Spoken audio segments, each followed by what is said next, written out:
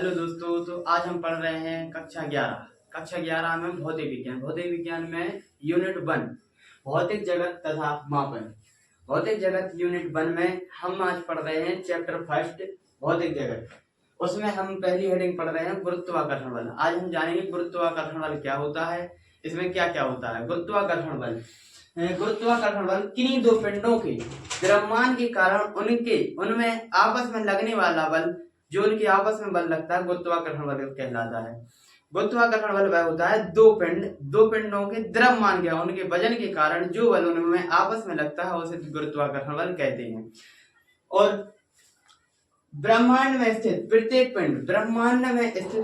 पिंड एक दूसरे में गुरुत्वाकर्षण बल लगाते हैं। गुरुत्वाकर्षण बल के नियम के अनुसार किन्हीं दो पिंडों के बीच कार्यरत गुरुत्वाकर्षण बल उनके द्रव्यमान के गुणनफल के अनुक्रमानुपाती तथा उनके बीच की दूरी के व्युत्क्रमानुपाती होता है। अभी जो हमने पढ़ा है उसको हम समझते हैं। कोई भी पिंड M1 और पिंड M2, कोई भी दो पिंड उनके बीच की दूरी r, है r। कोई भी दो पिंड आपस में उनके द्रव्यमान की, पिंड का द्रव्यमान M1 M2, द्रव्यमान M2 द्रव्यमान M1, उनके बीच की दूरी r। अब हम पढ़ेंगे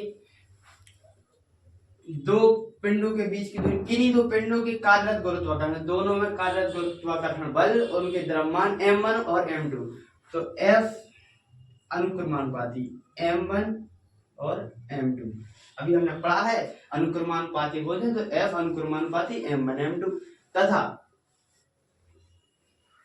और पढ़ा है उनके बीच की दूरी वर्ग के व्युत्क्रमानुपाती, मतलब R उसका बल का क्या होता है व्युत्क्रमानुपाती। तो F व्युत्क्रमानुपाती 1/r²।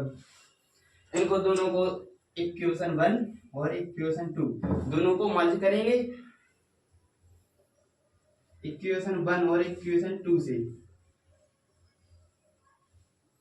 तथा 2 से F अनुक्रमानुपाती M1 M2 upon r²। तब F बराबर G M1 M2 upon r², जहां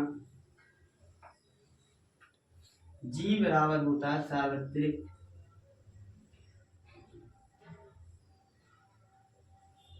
नियतांक।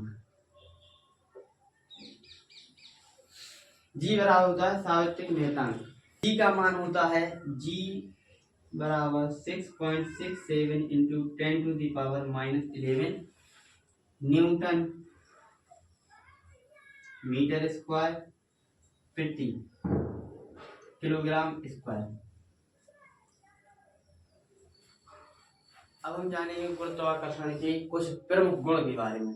गुरुत्वाकर्षण बल एक सार्वत्रिक बल है जो ब्रह्मांड में प्रत्येक दो वस्तुओं के बीच कार्यरत बल होता है। मतलब कोई भी गुरुत्वाकर्षण कोई भी दो पिंडों के बीच आपस में लग सकता है। जैसे ये मार्कर है, एक पृथ्वी पिंड है। अगर हम इसको छोड़ेंगे तो पृथ्वी का द्रव्यमान ज्यादा होता है लेकिन मार्कर का द्रव्यमान कम है, इसलिए पृथ्वी मार्कर को अपनी ओर आकर्षित करती है।